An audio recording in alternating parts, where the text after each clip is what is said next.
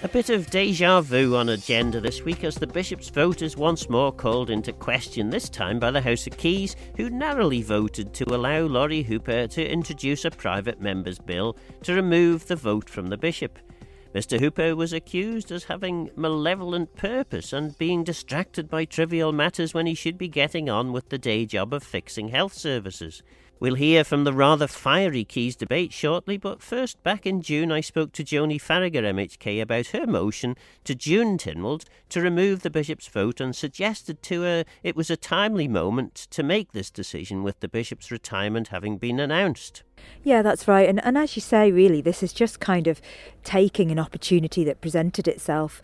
I think we have so many complex, big issues facing us right now that perhaps constitutional, structural reform of the composition of Parliament, of Tynwald, is not necessarily at the forefront of everybody's mind.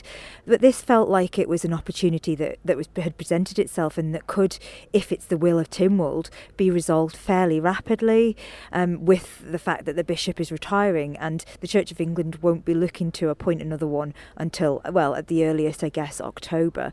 So if this motion is the will of Tynwald and does pass, I feel that will bring us a step more in line with a sort of full democratic mandate of the whole of Tynwald. And what would you say, I suppose, then to critics who would say, well, of course, if you do this, we will probably end up losing the historic role going back to St Mackled of a bishop in the Isle of Man? Yeah, and I take that point, and I think it's definitely a consideration.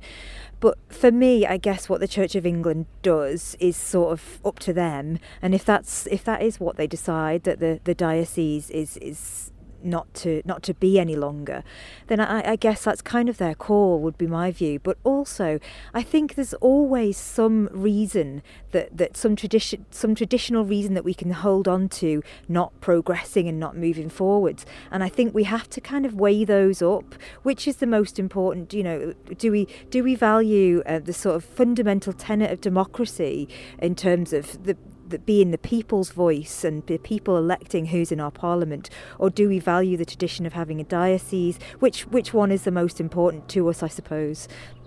Other parliaments seem to manage, though, with unelected members, bishops and the like. I mean,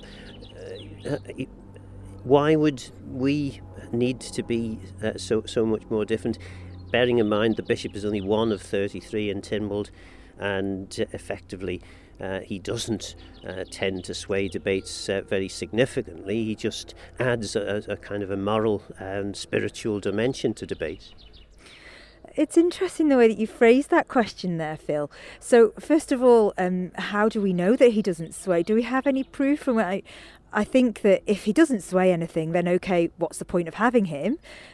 But first of all, but secondly, the fact that you've kind of added in that he adds a moral or a spiritual dimension, I don't think that any religion or anybody, any group of people in any way has a monopoly on morality.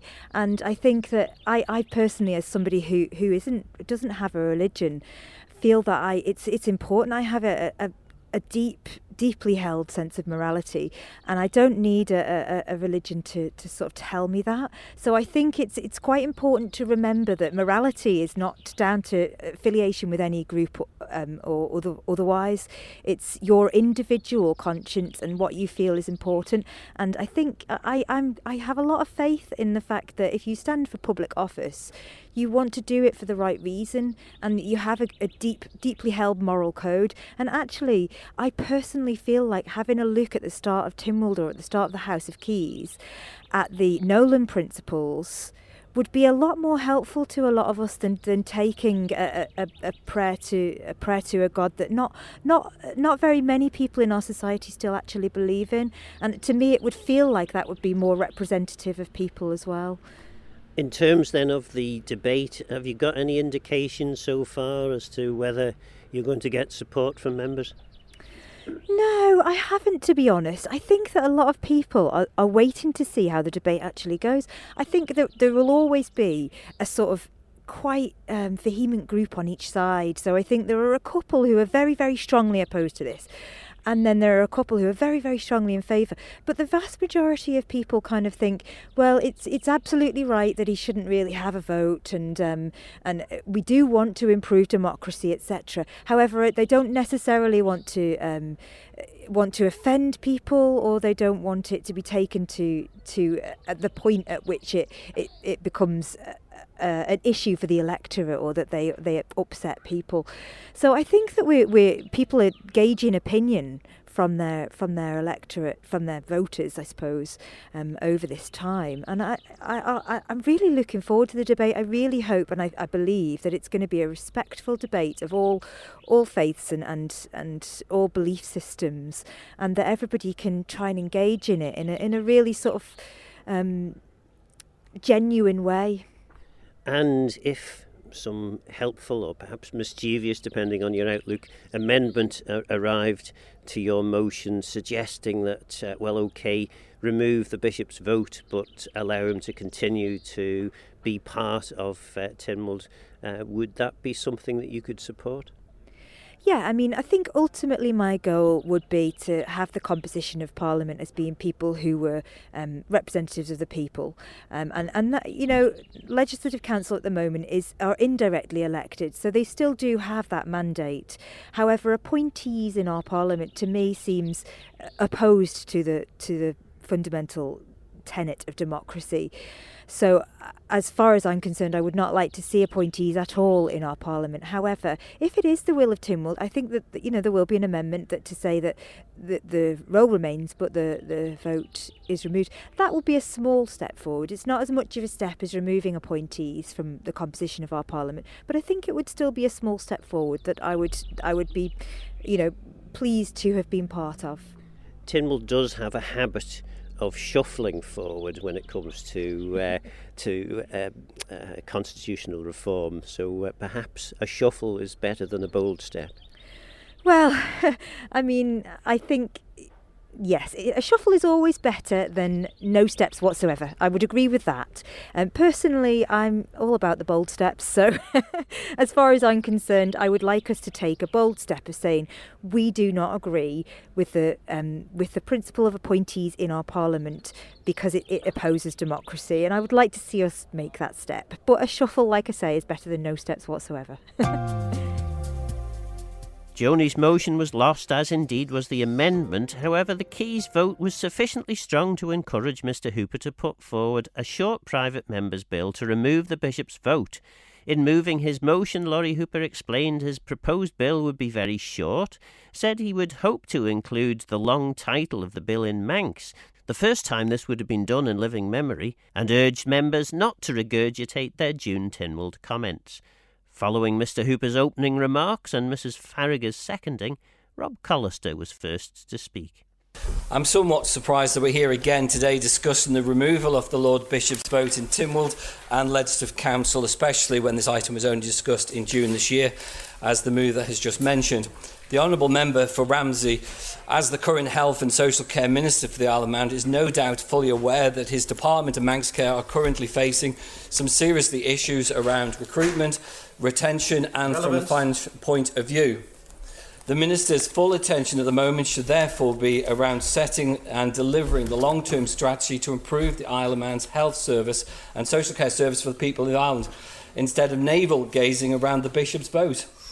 Relevant. I wish the Minister would just spend one lunchtime speaking to the people in Strand Street or Parliament Square in Ramsey, because most of them would tell the Honourable Member they very clearly don't care about the Bishop's vote. What they do care about is how the Honourable Member for Ramsey intends to improve health and social care services on the island, especially when we have 4,200 people waiting to access an NHS dentist, island residents... Mr Speaker, point of order, Mr Speaker. Yeah, there is. Point of order, Mr Speaker. Standing Order 3.33. No member shall digress from the subject matter of any motion under discussion. This is clearly a significant digression. The Honourable Member Falcon has made his point about Thank you. Okay, I'm happy to do that, Mr President, but as I say, I think the Minister's attention should be on that. On behalf of speaking to loads of my own constituents, this is not a high priority discussion point, therefore I will not be voting for the motion today. David Ashford was the only speaker other than the mover to support the motion. Thank you, Mr. Speaker. Now for something completely different. For the first time ever, I'm probably going to take the Honourable Member for Ramsey's advice, and I will keep my intervention very, very brief. It is simply to say that, over the years, there's many people who have tried various different mechanisms to try and bring this forward. I think this is the first time, as far as I'm aware, that it's come forward attempted as a bill. So actually, since it aligns with everything I've said in Tynwald previously, I wish the Honourable Member well with it, and I welcome his confidence that it will progress. We'll soon know whether that confidence is well placed or misplaced. Thank you, Mr. Speaker. On the other hand, Chris Thomas was far from supportive. Thank you, Mr. Speaker, and I congratulate the Honourable Mover for congratulating Culture Vannin as the national translator so much, so fulsomely. There was a time when I got to the front page of the local newspapers using Manx, and I referred to something that Minister Hooper had said was bochnid, which translates roughly as nonsense, and but it does sound, it's quite similar to a word that quite similar to a word that Tony Blair once used in Westminster and didn't even get punished for it. But it's a fair point. Culture Vannin does do a great job translating the long title. Mr. Hooper's not quite right. We are systematically working back through previous legislation for our long title. So that was a commitment that we made to the Council of Europe. We have actually published long titles and significant parts of 5 bills, and we're working on 3 more as well at the moment, because that is important to actually have the legislation in our own language. And also just wanted to say that the long title could be changed during the course of the administration, but Culture Vannin would have no problem whatsoever retranslating the long title. In terms of further comments, and I will have to refer to my previous speech, unfortunately, the Honourable Mover has made an assumption about people's voting when he's been stating that the House of Keys expressed this voting, and my voting is becoming a bit of a theme today. But basically, between lines 4,475 to lines 4,480, I did say on the 20th of June very clearly, so in summary, I will be supporting the amendments by Mrs Maltby and Mr Speaker, but I will actually be voting against the motion at this stage.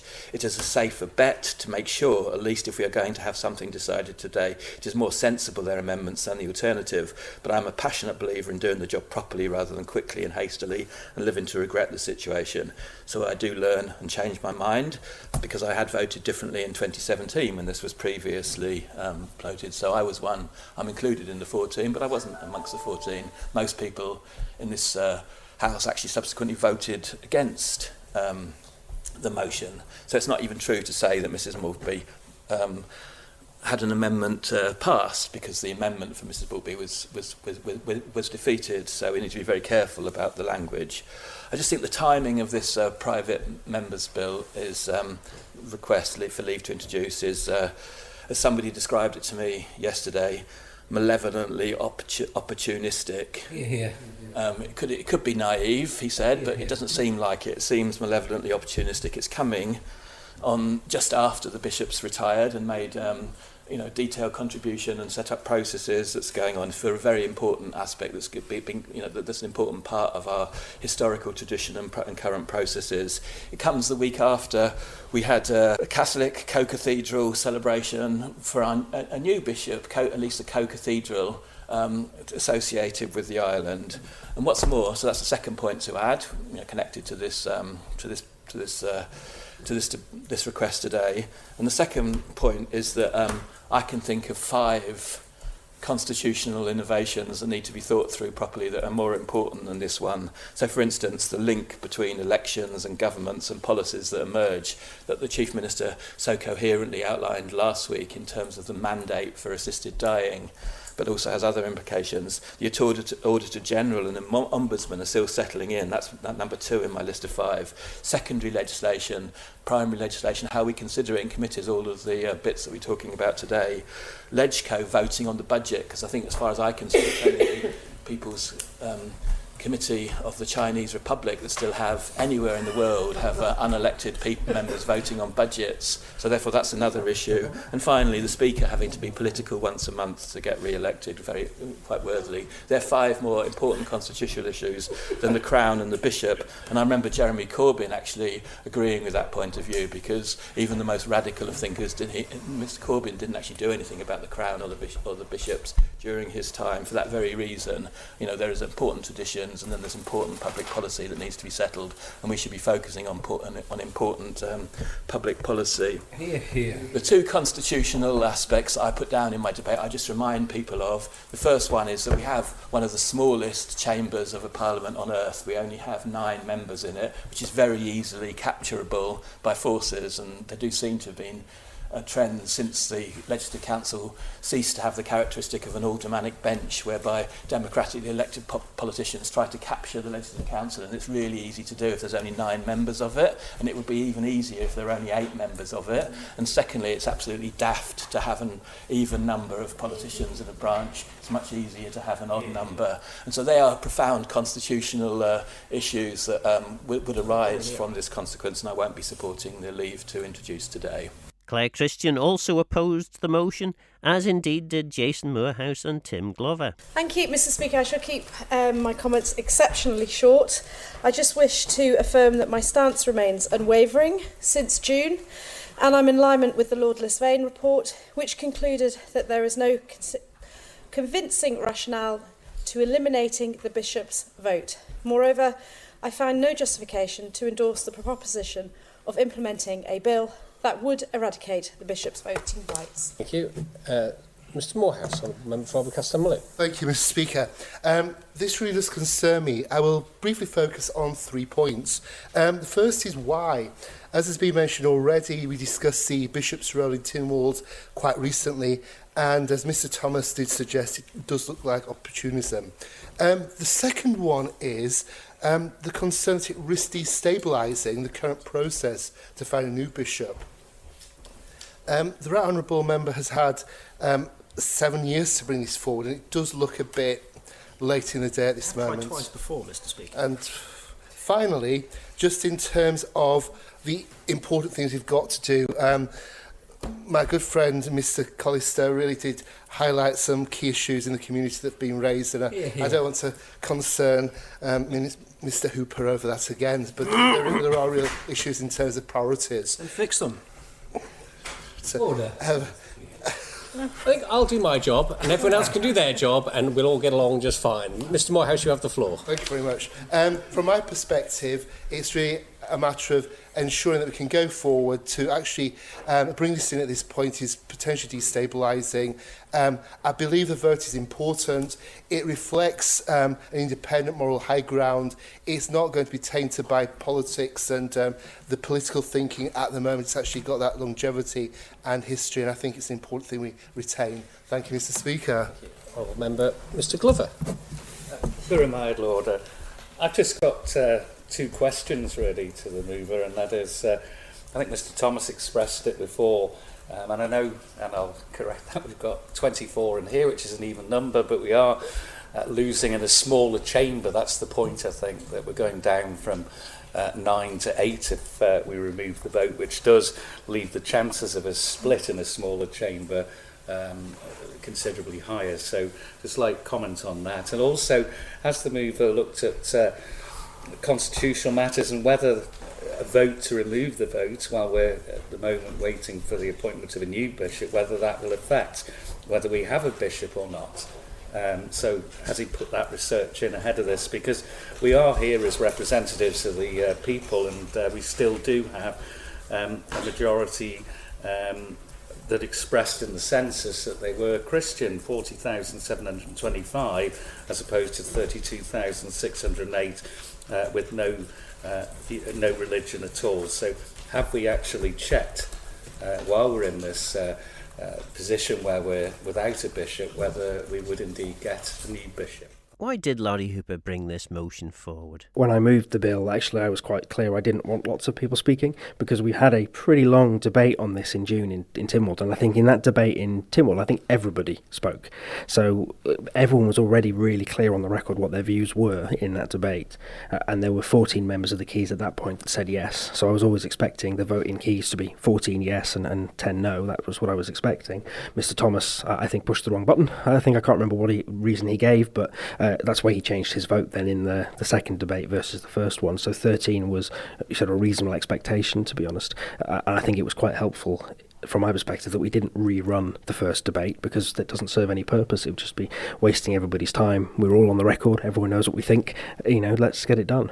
So the bill that I'm bringing forward actually has 3 clauses in it. The first clause is the short title. There is a clause about voting and a clause about the quorum. That's it. It's already been drafted by the Attorney General's chambers. It is very similar to a bill that was passed in 1971, so there hasn't been a lot of work needed on this. And in fact, most of the work on the motion and on the principles behind it were all done as part of the debate in June that was brought by Ms Farragut. There isn't really a lot of time or energy that needs to go into this. It is now just a case of following it through the process and demonstrating to the Keys that we can do this in a sensible way, and then obviously through the Legislative Council. But there's plenty of legislative time available. I mean, the House of Keys can sit full days, and we don't typically sit full days. The first time we've done that recently was actually for the assisted dying, which came through in the last few weeks. But really, we do have at the moment quite a bit of legislative time. Like I say, this followed almost straight on the heels of the debate in Tynwald in June. So the timing really is a combination of those two factors. It was, yes, there's legislative time now to do this. There probably won't be next year, because next year I think government's legislative programme is going to start heating up. You could see that in the various department plans that are coming forward. And because we just had the debate, it felt like a sensible time to say, well, the debate's happened. Let's do the thing that the House of Keys wanted to do in that debate. It feels like the stars sort of aligned, really. And another charge, of course, is that you are destroying the heritage of Tynwald by doing this, because chances are we won't get another bishop. I'm not sure that's true, to be honest. I think there, as has been made quite clear in the debates, there is quite a lot of value in having someone in Tynwald who isn't really responsible to the electorate. I don't think I agree with that necessarily. My personal view is everyone in Tynwald Court should be elected by the people, but I can at least understand where the view's coming from, and the very deliberate decision I made was not to try and remove the bishop, because that is not what the House of Keys voted for. They just voted to deal with his vote. And ultimately, the diocese itself has been around for a very long time. The church will do what the church does, but I would like to think the church sees there is inherent value in the diocese itself, and so will be appointing a new bishop in due course, who will still have his seat in Tynwald Court, will still be able to advocate for the things that he wants to advocate for, and will still be able to, as Bishop Eagles talked about, advocating for the rights of the minority sometimes. And I don't see any downside to them doing that. So really, I think people that are alleging all sorts of things about that, they're probably just getting themselves worked up for no real reason. The final point then, if you're going to do constitutional reform, then this is probably not high on the list of things that need to be done. Again, I'd probably agree with that, actually. If you are going to do constitutional reform, I would be happy to look at the role of MLCs, the number of constituencies, the size of Tynwald. All those questions are valid questions. But I come back to, why am I doing this? Because this very specific thing is what the Keys said they wanted to do. So we had a debate in June where the Keys voted by majority to do this. That's why this is coming forward from me. The Keys didn't vote and say, let's do wholesale constitutional reform. And back to your early question around how much time this will take, this is quite a quick piece of legislation, I think, with a very defined, very specific goal. If I was looking to do broader constitutional reform, that really would take me away from my constituency work, from my departmental work, from my ministerial work, and I don't think I could justify to myself, let alone to my constituents, that I should put that constitutional reform as a higher priority than work in the health service. So I think there are lots of reasons why I would agree with you that says, yes, there's lots of constitutional reform we could do, but there's lots of very good reasons why I don't think it would be right for me to try and do that.